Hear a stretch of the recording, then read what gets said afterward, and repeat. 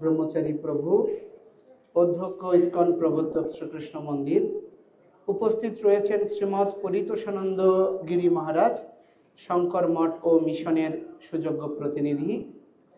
উপস্থিত রয়েছেন শ্রীমৎ সচ্চিদানন্দ মহারাজের প্রতিনিধি অর্থাৎ ঋষিধামের সহ মহান্ত মহারাজ, এবং উপস্থিত রয়েছেন আমাদের ভোলা গিরি আশ্রমের অধ্যক্ষ শ্রীমৎ উমেশানন্দ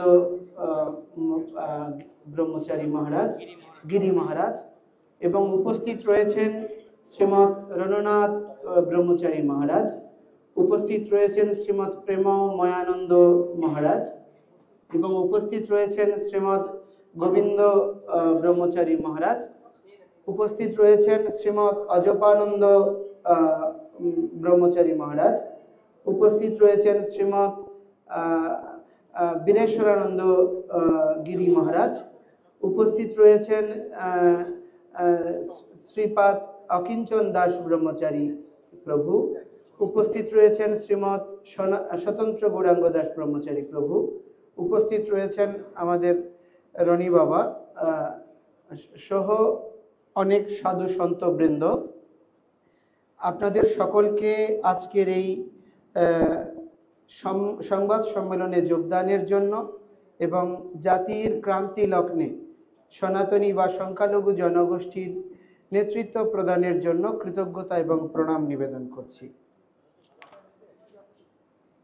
বাংলাদেশ সনাতন জাগরণ মঞ্চ এবং বাংলাদেশ সম্মিলিত সংখ্যালঘু জোটের ঐক্যবদ্ধ প্ল্যাটফর্ম বাংলাদেশ সম্মিলিত সনাতনী জাগরণ জোট এর আত্মপ্রকাশ এবং সংখ্যালঘু সম্প্রদায়ের উপর চলমান নির্যাতন নিপীড়নের বিষয়ে সংবাদ সম্মেলন। প্রিয় সাংবাদিক বৃন্দ, বাংলাদেশ সনাতন জাগরণ মঞ্চ এবং বাংলাদেশ সম্মিলিত সংখ্যালঘু জোটের ঐক্যবদ্ধ প্ল্যাটফর্ম বাংলাদেশ সম্মিলিত সনাতনী জাগরণ জোটের পক্ষ থেকে শুভেচ্ছা গ্রহণ করুন। আপনারা অবগত আছেন, বাংলাদেশে সংখ্যালঘু সম্প্রদায়ের উপর নির্যাতন নিপীড়নের বিরুদ্ধে এবং সনাতনী সম্প্রদায়ের অধিকার আদায়ে দীর্ঘদিন ধরে সংখ্যালঘু সম্প্রদায়ের ক্রিয়াশীল সকল সংগঠনের ঐক্যবদ্ধ মোর্চা বাংলাদেশ সনাতন জাগরণ মঞ্চ ও বাংলাদেশ সম্মিলিত সংখ্যালঘু জোট শান্তিপূর্ণভাবে আন্দোলন সংগ্রাম করে আসছে। বাংলাদেশের ধর্মীয় সংখ্যালঘু সম্প্রদায়ের প্রতিনিধিত্বশীল সর্ববৃহৎ এই দুইটি জোট ঐক্যবদ্ধভাবে নির্যাতিত নিপীড়িত সনাতনী সম্প্রদায়ের অধিকার আদায়ের লক্ষ্যে বাংলাদেশ সনাতন জাগরণ মঞ্চ এবং বাংলাদেশ সম্মিলিত সংখ্যালঘু জোট ঐক্যবদ্ধভাবে বাংলাদেশ সম্মিলিত সনাতনী জাগরণ জোটের ব্যানারে আন্দোলন সংগ্রাম করবে।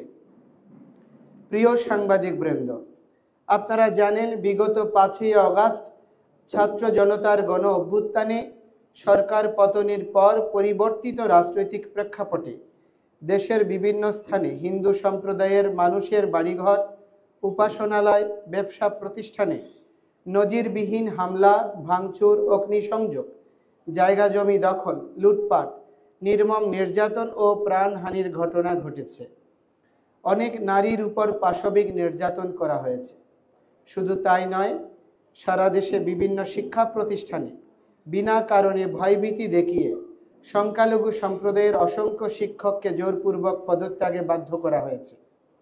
দুর্ভাগ্যজনকভাবে দেশের রাজনৈতিক পট পরিবর্তনের প্রেক্ষাপটে ধর্মীয় পরিচয়ের কারণে অসংখ্য নিরপরাধ সনাতনীকে সরকারি বেসরকারি প্রতিষ্ঠান থেকে চাকরিচ্যুত করা হয়েছে। দুর্ভাগ্যজনকভাবে দেশের রাজনৈতিক পট পরিবর্তনের প্রেক্ষাপটে ভঙ্গুর আইন শৃঙ্খলার সুযোগ নিয়ে নিরীহ সনাতনী সম্প্রদায়ের উপর সাম্প্রদায়িক প্রতিক্রিয়াশীল অপশক্তির নজিরবিহীন এসব ন্যাক্কারজনক ঘটনায় দায়ীদের বিরুদ্ধে রাষ্ট্র বা সরকারের পক্ষ থেকে কোনো দৃশ্যমান আইনি পদক্ষেপ নিতে আমরা দেখিনি। সংখ্যালঘু সম্প্রদায়ের উপর সংগঠিত এরূপ ন্যাক্কারজনক হামলা, নির্যাতন, নিপীড়ন এখনও অব্যাহত থাকায় সারা দেশে ধর্মীয় সংখ্যালঘুরা প্রতিনিয়ত আতঙ্কে দিনাতিপাত করছে। প্রিয় সাংবাদিক বৃন্দ, আপনারা জানেন, রাজনৈতিক পরিবর্তনের পর বারবার দেশের সংখ্যালঘু সম্প্রদায়ের উপর সাম্প্রদায়িক অপশক্তি নির্মম নির্যাতন নিপীড়ন চালালেও কোনো ঘটনারই বিচার হয়নি। এরই প্রেক্ষাপটে স্বাধীনতার পর থেকে ক্রমাগত ধর্মীয় বঞ্চনা, বৈষম্য ও নির্যাতন নিপীড়নের প্রতিবাদে এবং অস্তিত্ব রক্ষায় বাধ্য হয়ে বাংলাদেশ সনাতন জাগরণ মঞ্চ তথা সংখ্যালঘু সম্প্রদায় রাষ্ট্রের কাছে ৮ দফা যৌক্তিক দাবি উত্থাপন করে। সনাতনী সম্প্রদায়ের উত্থাপিত ৮ দফাগুলো হলো: সংখ্যালঘু নির্যাতনের বিচারের জন্য দ্রুত বিচার ট্রাইব্যুনাল গঠন করে দোষীদের দ্রুততম সময়ে দৃষ্টান্তমূলক শাস্তি প্রদান, ক্ষতিগ্রস্তদের যথোপযুক্ত ক্ষতিপূরণ প্রদান ও পুনর্বাসনের ব্যবস্থা করা। ২. অনতি বিলম্বে সংখ্যালঘু সুরক্ষা আইন প্রণয়ন করতে হবে। ৩. সংখ্যালঘু বিষয়ক মন্ত্রণালয় গঠন করতে হবে এবং জাতীয় সংসদে সংখ্যানুপাতিক হারে আসন বরাদ্দ রাখতে হবে। ৪. হিন্দু ধর্মীয় কল্যাণ ট্রাস্টকে হিন্দু ফাউন্ডেশনে উন্নীত করতে হবে। পাশাপাশি বৌদ্ধ খ্রিস্টান ধর্মীয় কল্যাণ ট্রাস্টকেও ফাউন্ডেশনে উন্নীত করতে হবে।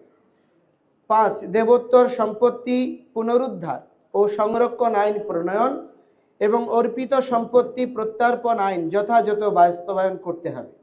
৬. প্রতিটি শিক্ষা প্রতিষ্ঠানে সংখ্যালঘুদের জন্য উপাসনালয় নির্মাণ এবং প্রতিটি হোস্টেলে প্রার্থনা কক্ষ বরাদ্দ করতে হবে। ৭. সংস্কৃত ও পালি শিক্ষা বোর্ড আধুনিকায়ন করতে হবে। ৮. শারদীয় দুর্গাপূজায় ৫ দিনের সরকারি ছুটি ঘোষণা দিতে হবে। প্রিয় সাংবাদিক বৃন্দ, আপনারা জানেন ঘোষিত ৮ দফা দাবি আদায়ের লক্ষ্যে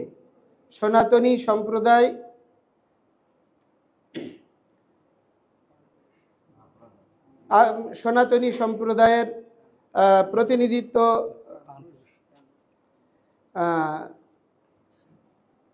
কারী শ্রীপাদ চিন্ময় কৃষ্ণ দাস ব্রহ্মচারী, শ্রীপাদ লীলারাজ গৌর দাস ব্রহ্মচারী ও বিভিন্ন মঠ মন্দিরের সাধু সন্তদের নেতৃত্বে বাংলাদেশ সনাতন জাগরণ মঞ্চ সারা দেশে দীর্ঘদিন যাবৎ নিয়মতান্ত্রিক উপায়ে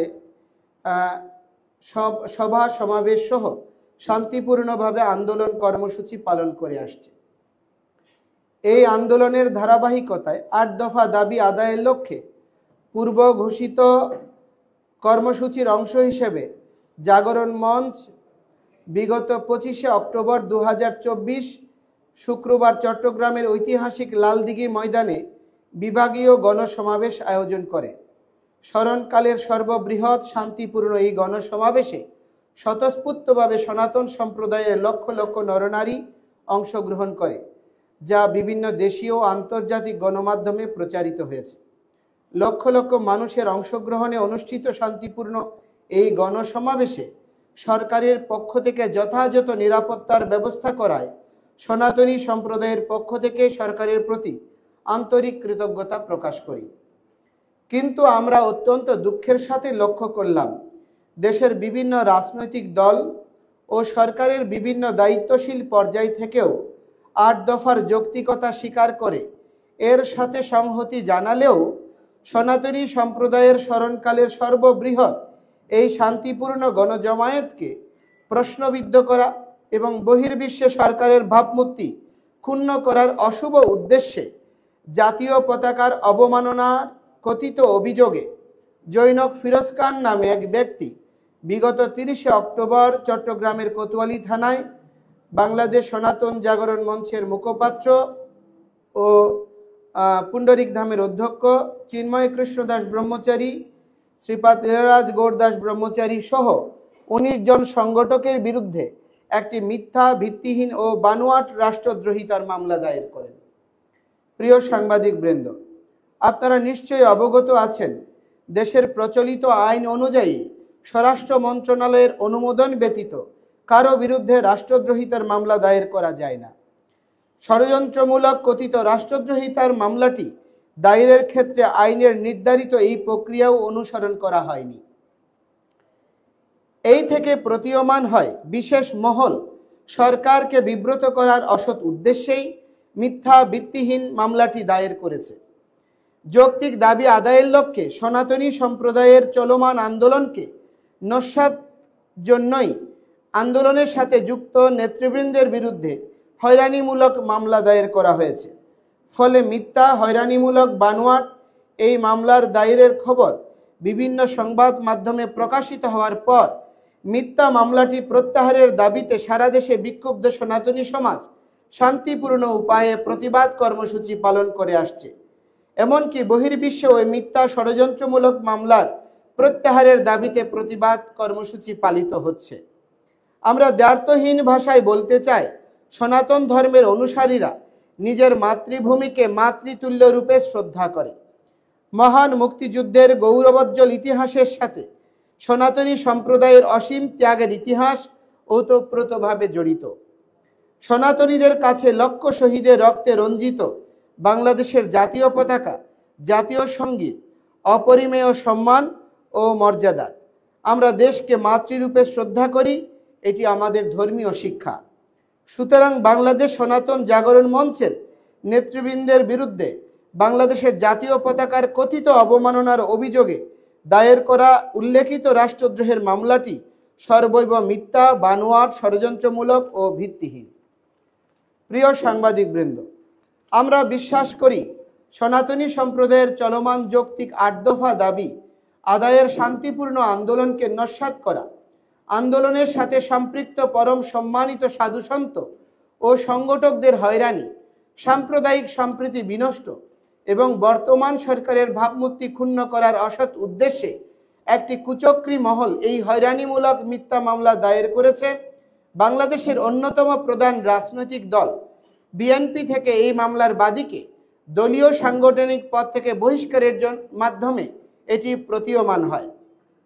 বিএনপিকে এই সিদ্ধান্তের জন্য সনাতনী সম্প্রদায়ের পক্ষ থেকে ধন্যবাদ জানাই। প্রিয় সাংবাদিকবৃন্দ, সামগ্রিক পরিস্থিতি বিবেচনায় সনাতনী সম্প্রদায়ের নেতৃস্থানীয় সম্মানিত সাধুসন্ত ও সংগঠকদের বিরুদ্ধে মিথ্যা, ভিত্তিহীন, ষড়যন্ত্রমূলক রাষ্ট্রদ্রোহিতার মামলা প্রত্যাহারের বিষয়ে সরকারের বিভিন্ন পর্যায়ে ইতিবাচক মনোভাব রয়েছে বলে আমরা বিশ্বাস করি। কিন্তু সনাতন সম্প্রদায়ের চলমান ৮ দফা আন্দোলন এবং আন্দোলনের সাথে যুক্ত সাধুসন্ত ও সংগঠকদের বিরুদ্ধে দায়েরকৃত মিথ্যা মামলাটি প্রত্যাহার প্রক্রিয়াকে বাধাগ্রস্ত করার অসৎ উদ্দেশ্যে প্রতিক্রিয়াশীল অপশক্তি সামাজিক যোগাযোগ মাধ্যমে বিভিন্নভাবে অপপ্রচার ও উস্কানিমূলক কর্মকাণ্ডে লিপ্ত রয়েছে। এরই ধারাবাহিকতায় বিগত ৫ই নভেম্বর বিকেলে চট্টগ্রামের হাজারীগলির জৈনক ওসমান আলী নামক এক ব্যক্তি সামাজিক যোগাযোগ মাধ্যম ফেসবুক ও ইসকন ও আন্দোলনের মুখপাত্রকে নিয়ে কটূক্তি, মানহানিকর ও উস্কানিমূলক একটি পোস্ট শেয়ার করে। প্রেক্ষিতে স্থানীয় সনাতনী সম্প্রদায় তাৎক্ষণিকভাবে শান্তিপূর্ণ এর প্রতিবাদ জানান। পরবর্তীতে আইন শৃঙ্খলা রক্ষা বাহিনীর উপর হামলার অভিযোগে গভীর রাতে অভিযানের নামে হিন্দু অধ্যুষিত চট্টগ্রাম শহরের কোতোয়ালি থানাধীন ঘনবসতিপূর্ণ হাজারীগলি এলাকায় চতুর্দিক থেকে অবরুদ্ধ করে এবং বিদ্যুৎ, ইন্টারনেট সংযোগ বিচ্ছিন্ন করে আইন শৃঙ্খলা বাহিনী কর্তৃক ঘুমন্ত হিন্দু সম্প্রদায়ের নিরীহ মানুষদের বসতঘর ও ব্যবসা প্রতিষ্ঠানে নির্বিচারে হামলা ও ভাঙচুর করা হয়েছে। শুধু তাই নয়, ঘটনাস্থলের সিসিটিভি ক্যামেরা ভাঙচুর করা হয়েছে। বিভিন্ন স্থাপনার সিসিটিভি ক্যামেরায় হার্ড ডিস্ক নিয়ে যাওয়া হয়েছে। এই ঘটনায় আইন শৃঙ্খলা বাহিনীর হাতে অমানসিক নির্যাতনের শিকার মানুষের কিছু ছবি ও ভিডিও সামাজিক যোগাযোগ মাধ্যমে প্রচারিত হয়েছে, যা দেখে যে কোনো মানবিক মানুষ বিস্মিত হবে। দুর্ভাগ্যজনকভাবে ফেসবুকে সনাতন ধর্ম ও ইসকনের বিরুদ্ধে মানহানিকর ও কুরুচিপূর্ণ মিথ্যা অপপ্রচারের ঘটনায় অভিযুক্ত ওসমান আলীর বিরুদ্ধে তাৎক্ষণিক কোনরূপ আইনগত পদক্ষেপ গ্রহণ না করে উল্টো রাতের আধারে আইন শৃঙ্খলা বাহিনী কর্তৃক সংক্ষুব্ধ নিরীহ হিন্দু সম্প্রদায়ের উপর হামলার পর তাদের আসামি করে আইন শৃঙ্খলা বাহিনীর উপর হামলার অভিযোগে একটি মামলা দায়ের করা হয়েছে। দূরভিসন্ধিমূলকভাবে এই ঘটনার সাথে দূরবর্তী সম্পর্ক না থাকা সত্ত্বেও ষড়যন্ত্রমূলক রাষ্ট্রদ্রোহিতা মামলার অভিযুক্তদেরকেও এই মামলায় আসামি করা হয়। এই মামলায় সেদিন রাতে প্রায় ৮০ জন সনাতনীকে গ্রেপ্তার করে নির্দয়ভাবে পেটানো হয়েছে। আইন শৃঙ্খলা বাহিনীর হেফাজতে অমানসিক নির্যাতনের ফলে গুরুতর এইসব নিরীহ হিন্দুকে ন্যূনতম চিকিৎসা সেবাও দেওয়া হয়নি। শুধু তাই নয়, নির্যাতনের শিকার গুরুতর অসুস্থ নিরীহ এইসব মানুষকে আইন কানুনের তোয়াক্কা না করে মধ্যরাতে আদালতে হাজির করা হয়। নির্মম নির্যাতনের শিকার এই সব নিরীহ মানুষকে শুধুমাত্র চিকিৎসা সেবা প্রাপ্তি থেকে বঞ্চিত করা হয়নি, প্রাথমিক পর্যায়ে আদালতে তাদেরকে আইনজীবীদের সাথেও কথা বলতে দেয়া হয়নি। আমরা গভীর উদ্বেগের সাথে লক্ষ্য করছি এই মামলায় অজ্ঞাতনামা হিসেবে এখনো অনেক নিরীহ সনাতনীকে গ্রেপ্তার করে রিমান্ডে নিয়ে নির্যাতনের মাধ্যমে আন্দোলনে নেতৃত্ব দেওয়া সাধু সন্তদের নামে জোরপূর্বক স্বীকারোক্তি আদায়ের অপচেষ্টা করা হচ্ছে। অদৃশ্য অপশক্তির ইশারায় জামিন প্রাপ্তির আইনি অধিকার থেকে বঞ্চিত করার অসৎ উদ্দেশ্যে আটককৃতদের 5 আগস্ট পরবর্তী দায়েরকৃত বিভিন্ন হত্যা মামলায় শোন অ্যারেস্ট দেখানো হচ্ছে। এই মামলায় অভিযুক্তদের পক্ষে নিযুক্ত অনেক বিজ্ঞ আইনজীবীকে প্রতিনিয়ত বিভিন্নভাবে হুমকি ধামকি প্রদান করা হচ্ছে। এইসব স্পষ্টত গুরুতর মানবাধিকার লঙ্ঘন, আমরা এর তীব্র নিন্দা জানাই। প্রিয় সাংবাদিক বৃন্দ, আমরা দ্ব্যর্থহীনভাবে ভাষায় বলতে চাই, আমরা কোনো অপরাধীর পক্ষে নই। হাজারীগলিতে সেদিন আইন শৃঙ্খলা বাহিনীর উপর কোনো দুষ্কৃতিকারী যদি হামলা করে থাকে, আমরা সুষ্ঠু ও নিরপেক্ষ তদন্তের মাধ্যমে দেশের প্রচলিত আইন অনুযায়ী তাদের দৃষ্টান্তমূলক বিচার নিশ্চিত করার দাবি জানাই। কিন্তু গভীর রাতে বিদ্যুৎ ও ইন্টারনেট বন্ধ করে সিসিটিভি ক্যামেরা ভেঙে ঘুমন্ত নিরীহ হিন্দু সম্প্রদায়ের উপর নির্বিচারে হামলা, নির্যাতন ও গণগ্রেপ্তারের ঘটনায় আমরা উদ্বিগ্ন।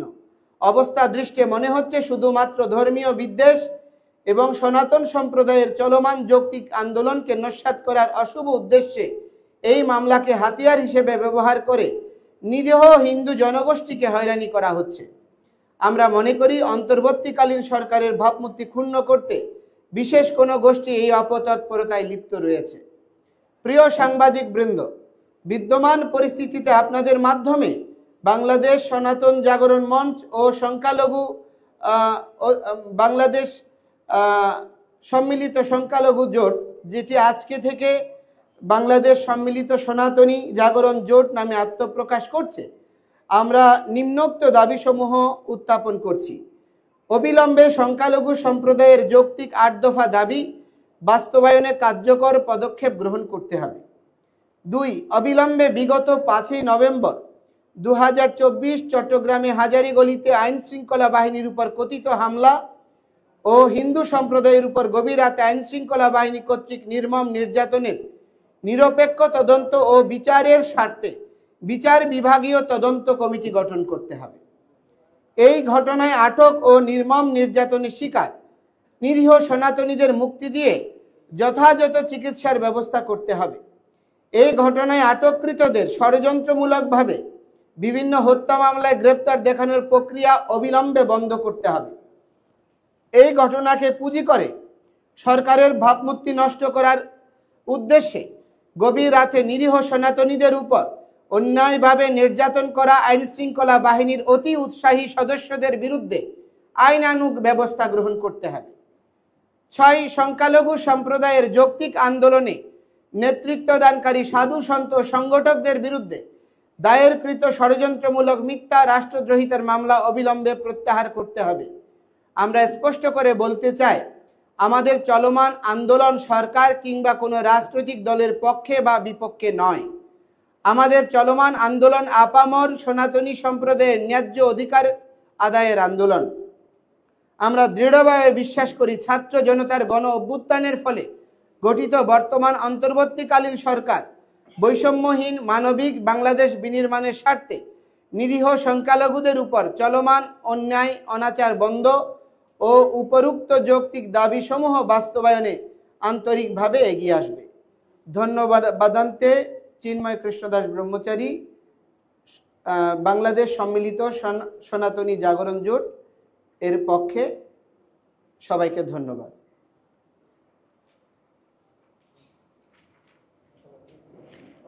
এবং আজকে একটি আমরা ঘোষণা দিচ্ছি, আমাদের আগামী 22 নভেম্বর রংপুরে যে বিভাগীয় মহাসমাবেশ হবে, আমরা 15 দিনের জন্য সমস্ত কার্যক্রম বন্ধ রেখেছিলাম।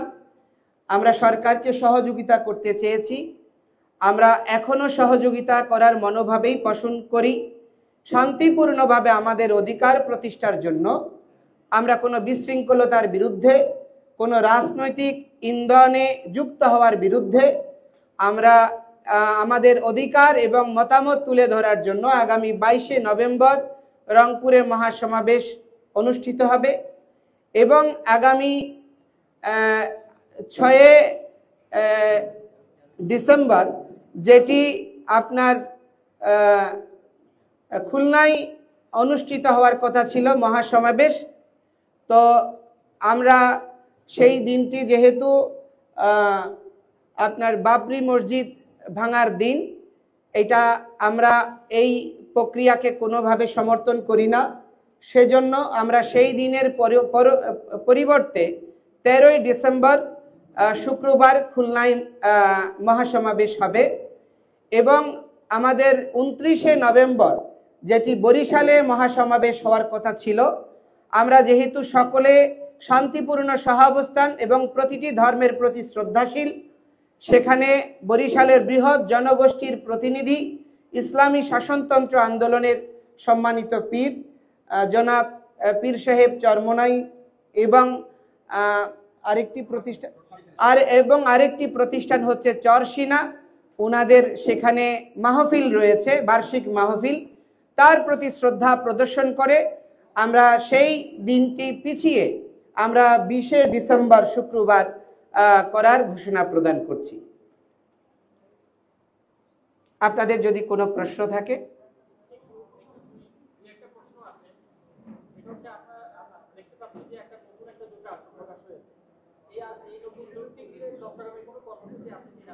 না, আমাদের পূর্ব ঘোষিত আমরা যেই কর্মসূচি করছিলাম দুটো প্ল্যাটফর্মে, আমরা দুটো প্ল্যাটফর্মেই সমন্বিতভাবে কাজ করছিলাম, কিন্তু বৃহৎ ঐক্যের স্বার্থে আমরা আমাদের কর্মসূচিগুলো একত্রীভূত করে একই প্ল্যাটফর্মে আমরা করব। এখন থেকে আমরা চাই পুরো সনাতনী সংখ্যালঘু জনগোষ্ঠী একত্রীভূত হোক, ঐক্যবদ্ধভাবে এগিয়ে যাক। তারই নিরিখে একটি আদর্শ স্থাপনের জন্য আমরা দুটি নেতৃস্থানীয় সংগঠন একীভূত হচ্ছি। আমাদের যে পূর্ব ঘোষিত কর্মসূচি অনুযায়ী প্রতিটি বিভাগীয় সমাবেশগুলো হবে এবং তারপরে জেলা উপজেলা জেলা পর্যায়ে সমাবেশগুলো হবে। আমাদের শান্তিপূর্ণ কর্মসূচি বা আগে পূর্ব ঘোষিত রূপরেখা অনুযায়ী এগিয়ে যাবে। আর আমাদের পরিবর্তিত প্রেক্ষাপটে কোনো সিদ্ধান্ত আসলে আমরা বসে সাংবাদিক সম্মেলনের মাধ্যমে আপনাদেরকে অবগত করব।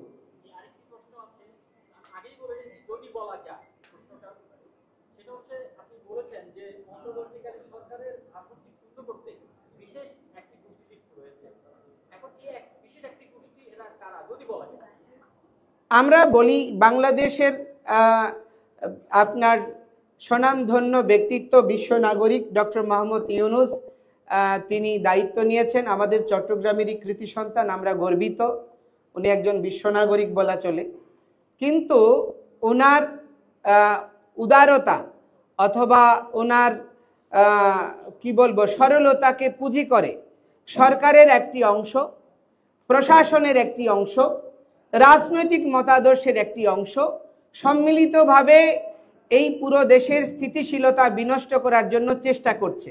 একটা জিনিস আপনারা খেয়াল করবেন যে আমরা 5ই আগস্টের পরে আমাদের প্রধান উপদেষ্টাও স্বীকার করেছেন বাংলাদেশে সংখ্যালঘু সম্প্রদায়ের উপর নির্যাতন নিপীড়ন হয়েছে। উনি প্রথম এসেই এই কথাটা স্বীকার করেছেন এবং তা রোধ করার জন্য সবাইকে এগিয়ে আসার আহ্বান জানিয়েছেন। আজকে আমাদের প্রধান উপদেষ্টার মাননীয় সহকারী, যিনি এখন উপদেষ্টা হিসেবে শপথ নিয়েছেন, জনাব মাহফুজ ভাই, আমরা ওনার কাছে কৃতজ্ঞ। উনি আমাদেরকে একদিনের দুর্গাপূজার ছুটি বৃদ্ধি করার জন্য সরকারের সঙ্গে সমন্বয়কের দায়িত্ব পালন করেছেন, একটা ভালো রোল প্লে করেছেন। তিনি ঢাকেশ্বরী মন্দিরে প্রতিশ্রুতি দিয়েছেন, সরকারের পক্ষে প্রেসে বক্তব্য দিয়েছেন যে আমাদের অন্যতম প্রধান যে দাবি, 1 নম্বর দাবি ছিল ক্ষতিগ্রস্তদের পুনর্বাসন, তাদের ক্ষতিপূরণ প্রদান এবং তাদের বিচার নিশ্চিত করা, তাদের উপর যে হামলা হয়েছে যেটা পুনরাবৃত্তি না হয়। কিন্তু সেটা তিনি ঘোষণা দেওয়ার পরেও দুর্গাপূজার পরে আমরা 16 দিন অপেক্ষা করার পরে চট্টগ্রামে মহাসমাবেশ করেছি, কিন্তু আজ পর্যন্ত কোনো সরকারিভাবে কোনো এটার ডিক্লারেশন হয় নাই যে কয়টা ক্ষয়ক্ষতি হয়েছে, সেটা নিরূপণের জন্য কোনো উদ্যোগও গ্রহণ করা হয়নি। তো আমরা মনে করছি সরকারের মধ্যে একটা অংশ চাই যে এই বিষয়টাকে ঝুলিয়ে রেখে সরকারের অবস্থানকে বিব্রত করা এবং সনাতনী সংক্ষুব্ধ জনগোষ্ঠীকে মানে বিপদগামী করার জন্য ইন্ধন দেওয়া। এটা রোধ করার জন্যই সমস্ত সনাতনী সন্তরা সাধুরা কোনো রাজনৈতিক প্রতিক্রিয়াশীল গোষ্ঠী যাতে এটাকে বিপদগামী করতে না পারে, কোনো রাজনৈতিক মদতপুষ্ট সনাতনী দালালরা এটা যাতে বিপদাপন্ন করতে না পারে, এই জন্যই সন্তরা নেতৃত্ব দিচ্ছে। কিন্তু দুর্ভাগ্যজনক হলেও সত্য, এই স্বাভাবিক একটি প্রগতিশীল আন্দোলনকে প্রশ্নবিদ্ধ করার জন্য জঙ্গি থেকে শুরু করে হেন কোনো তকমা নাই, মিডিয়ারও একটা হলুদ মিডিয়ার অংশ এই কার্যক্রম করছে এবং 21শে টিভিতে নিয়মিত ধারাবাহিকভাবে আমাদের বিরুদ্ধে অপপ্রচার করছে এবং তারা ফেক ভিডিও বানাচ্ছে, বিভিন্ন সুপার এডিট ভিডিও বানাচ্ছে, রাজনৈতিক তকমা দেওয়ার চেষ্টা করছে। আমরা আমাদের সন্তরা কোনো রাজনৈতিক পরিসরে গিয়ে কোনো রাজনৈতিক গোষ্ঠীর সঙ্গে কখনো আলাপ আলোচনা করিনি, আমরা সেরকম কোনো প্রমাণও নেই। আমরা দুর্গাপূজার অনুষ্ঠানে আমাদেরকে বিএনপি অফিসে নিমন্ত্রণ করেছে, আমরা সেখানে গিয়েছি। এরকম কোনো রাজনৈতিক দল ধর্মীয় অনুষ্ঠানে যদি নিমন্ত্রণ করে আমরা গিয়ে থাকি এবং আমাদের মন্দিরে কোনো বার্ষিক অনুষ্ঠানে আপনার সরকারি প্রতিনিধিরা এসেছে। কিন্তু এই বিষয়গুলোকে বিকৃত করে শুধু আমাদের আন্দোলনকে বিপদগামী করার জন্য, বিভ্রান্তভাবে উপস্থাপন করার জন্য একটা প্রতিক্রিয়াশীল গোষ্ঠী সতত লেগে আছে। আপনাদের মাধ্যমে অনুরোধ করব এটি রোধ করার জন্য আপনারা গঠনমূলক ভূমিকা রাখবেন।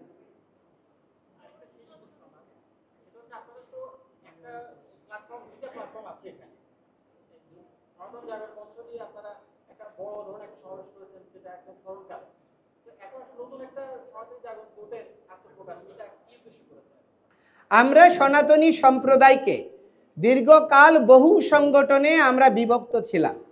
এই সুযোগটাকে কাজে লাগিয়ে প্রতিটি রাজনৈতিক দল যখনই আমরা কোনো আমাদের অধিকার নিয়ে কথা বলেছি, অনেকে বলছে আমরা বিগত 15 বছর কোথায় ছিলাম। বর্তমানের যে আন্দোলন হচ্ছে এই আন্দোলনের চেয়েও দ্বিগুণ আন্দোলন হয়েছে আপনার 21 সালে শারদীয় রক্তাক্ত শারদে এবং 154টা দেশে আন্দোলন বিস্তৃত হয়েছিল।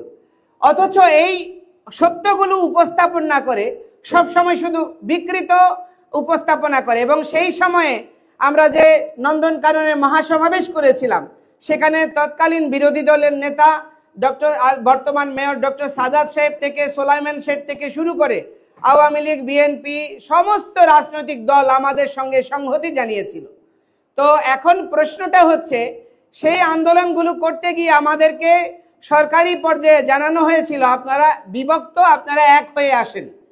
এই খেলা যেন আর খেলতে না পারে এই জন্য আমরা সমস্ত সনাতনী সংগঠন, এখানে দেখবেন সবাই এক এক মতাদর্শের আচার্য, বিভিন্ন মতাদর্শের গুরুরা এক হয়েছে এবং আমরা পুরো সনাতনী কমিউনিটি ঐক্যবদ্ধভাবে এগিয়ে যাব। আমরা কোনো রাজনৈতিক দলের লেজুর বৃত্তি করব না। যারা আমাদের ডিমান্ড, আমাদের প্রত্যাশা, আমাদের মর্যাদার সঙ্গে সম অধিকারের নিরিখে, সাম্যতার নিরিখে নাগরিক হিসেবে মর্যাদা দিয়ে আমাদের সঙ্গে মুভ করবে, আমরা তাদের সঙ্গে কাজ করব। না হলে আমরা কোনো রাজনৈতিক দলের লেজুর বৃত্তিতে যুক্ত হব না। এই লক্ষ্যে আমরা পুরো জনগোষ্ঠীর সমস্ত আন্দোলনকারী যে দুটি বড় প্রতিষ্ঠান আমরা একীভূত হয়েছি। ধন্যবাদ আপনাদের।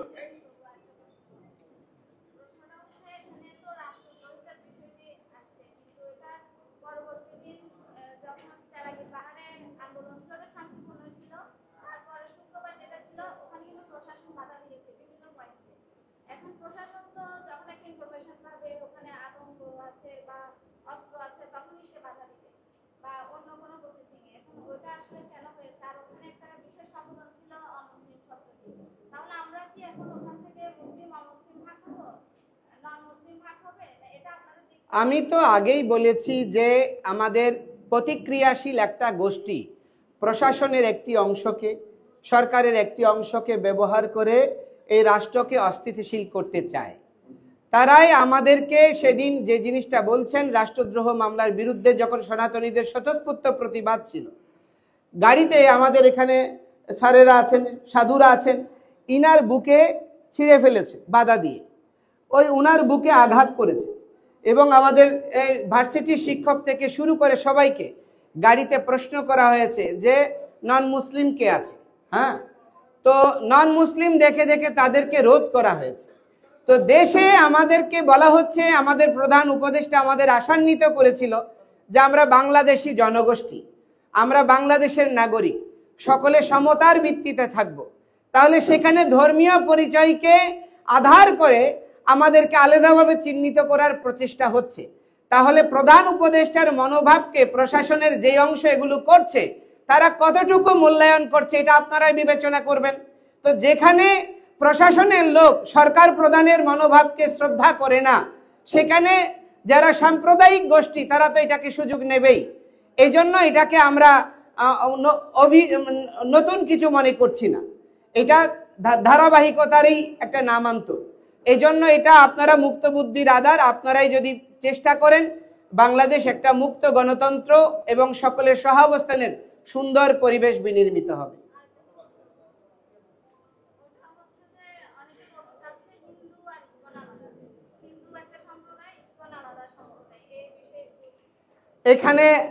এখানে কি বলবো, এখানে যারা আছেন আমাদের প্রাঞ্জলানন্দ পুরী মহারাজ তপোবন আশ্রমের অধ্যক্ষ, ওনারা শক্তি সাধক। আমাদের উমেশানন্দ গিরি মহারাজ আছেন, ওনারা হচ্ছেন ব্রহ্মবাদী। আমাদের গিরি মহারাজ আছেন, ওনারা ব্রহ্মবাদী বা শৈব বলা যায়। আবার আমাদের অজপানন্দ মহারাজ আছেন, ওনারাও শক্তি সাধক। আমাদের ঋষিধাম রয়েছে, বীরেশ্বরানন্দ পুরী মহারাজ রয়েছেন, স্বরূপ দাস বাবাজি রয়েছেন। এখানে সব সন্তদের দেখেন, এরা হচ্ছে সনাতন সম্প্রদায়ের প্রতিনিধিত্বকারী কোনো ধর্মীয় সংগঠন নয়, এরা হচ্ছে গুরু বা নির্ণায়ক প্রতিনিধি। তো তারা যদি মনে করতো ইসকন একটা আলাদা কিছু সনাতনীদের কাছে, তাহলে আমাকে কি জন্য একটা আলাদা ধর্মের মানুষকে কেন ওদের সঙ্গে রেখেছে বলেন? এবং ওনারা সবাই এখানে উমেশানন্দ মহারাজ আছেন, প্রাঞ্জলানন্দ মহারাজ আছেন, ওনারা অনেক ঋদ্ধ জ্ঞানী গুণী। আমার মতো একটা নাবালককে কেন ওনারা মুখপাত্র করেছেন এটা আপনারাই বিবেচনা করবেন, এটা আমি কি বলবো। এবং অতিশয় দুর্ভাগ্যজনক হচ্ছে এই অপতৎপরতাটা করা হচ্ছে বাংলাদেশের যে প্রতিক্রিয়াশীল গোষ্ঠী, তারা জানে ইসকন সারা বিশ্বে সমাদৃত। এই যে আপনার আমেরিকায় এখন গোয়েন্দা প্রদানের দায়িত্ব প্রাপ্ত হয়েছেন তুলসী গিবার্ট, সেই ইসকনের একজন ভক্ত। তো ইসকন যদি জঙ্গি হয়, যে আমেরিকা সব সময় জঙ্গির বিরুদ্ধে রোল প্লে করে, তাহলে তাকে কেন সেখানের প্রধানের দায়িত্ব দিয়েছে? রামায়া স্বামীরা আছেন, যিনি হোয়াইট হাউসের নীতি নির্ধারক প্যানেলে দায়িত্ব দিয়েছেন, তারা হচ্ছে ইসকনের অনুগামী ফলোয়ার্স। তাহলে এই রকম ব্যক্তিদেরকে কেন ওখানে দায়িত্ব দিয়েছে হোয়াইট হাউসে? এবং বিশ্বে আপনার এই আরব দেশগুলোতে দেখেন, আপনি দুবাই থেকে শুরু করে, কাতার থেকে শুরু করে, আপনার কি বলে সৌদি আরব থেকে শুরু করে, প্রতিটা দেশে ইসকন 154টা দেশে দেশের নিবন্ধিত আইন অনুযায়ী এবং জাতিসংঘের অ্যাপ্রুভেল অনুযায়ী কার্যক্রম করছে। জাতিসংঘের প্রায় 9টা সংস্থা ইসকন ওতপ্রোতভাবে কাজ করছে। তাহলে এবং বাংলাদেশে 82 থেকে ইসকন নিবন্ধিত একটা অর্গানাইজেশন, ধর্মীয় সোসাইটি হিসেবে সোসাইটি একটি নিবন্ধিত, এবং প্রতি 6 মাস অন্তর অন্তর ইসকনের অডিট হচ্ছে। যেই সমস্ত সংগঠন ইসকন নিয়ে প্রশ্ন করছে, তাদের আয়ের কোনো হদিস নাই, তাদের ব্যয়ের কোনো হদিস নাই, তাদের কোনো নিবন্ধন নাই, উস্কানিমূলক কথা বলে, কারণ জানে ইসকনের বিরুদ্ধে কথা বললে বিশ্ব বিবেক কথা বলবে। যে রাশিয়ায় গীতা ব্যান করতে চেয়েছে, এখন সেই রাশিয়ায় সবচেয়ে বেশি ইসকনের প্রচার হচ্ছে। এবং বিপরীত মেরুর যে ব্লক, রাশিয়া চাইনা একটা ব্লক, ইউরোপ আমেরিকা একটা ব্লক, দুই ব্লকেই ইসকন সমানভাবে সমাদৃত এবং সবচেয়ে গুরুত্বপূর্ণ একটা রোল প্লে করে যাচ্ছে সমাজ রাষ্ট্র বিনির্মাণে। তাহলে সেখানে ইসকনকে জঙ্গি তকমা দেওয়া, সেখানে ইসকনকে ব্যান করার প্রস্তাব করা, এটা বাংলাদেশের বৈশ্বিক প্রেক্ষাপটে অস্থিরতা তৈরি করা এবং বাংলাদেশ সম্পর্কে একটা নেতিবাচক ব্র্যান্ড বা আপনার প্রচারণা স্টাবলিশ করার জন্য এই অপতৎপরতাকারীরা করছে। তো আমি মনে করি, এই যে মনে করেন আমরা তো বললাম আমরা চরমোনাই সাহেব উনি বার্ষিক মাহফিল করবেন, একজন উনি স্বনামধন্য পীর, আমরা সম্মান জানিয়ে সিদ্ধান্ত নিয়েছি আমরা এটা পিছিয়ে যাব। যদি আমরা জঙ্গি হতাম তাহলে আমরা বলতাম যে উনারা যেমন করতে পারে আমরাও করতে পারি। তাহলে যেখানে সহনশীলতার শিক্ষা দেয়, আমরা কোনো প্রাণী হত্যা করি না, মাছ মাংস খাই না, ডিম রস